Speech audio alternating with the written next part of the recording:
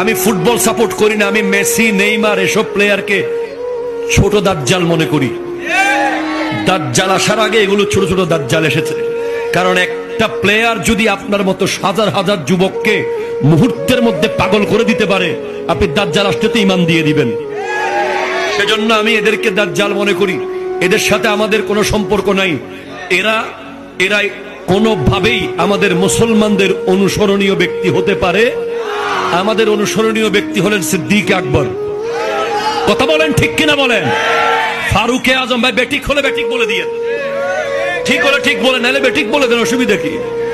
আমাদের অনুসরণীয় ব্যক্তি হচ্ছে উসমান জুন্নূরাইন, মাওলা আলী, হযরতে তালহা, হযরতে জুবায়ের, হযরতে সাদ ইবনে আবি ওয়াক্কাস, হযরতে আবু উবাইদা ইবনুল জাররাহ, হযরতে সাঈদ ইবনে যায়েদ, হযরতে আব্দুর রহমান ইবনে আউফ।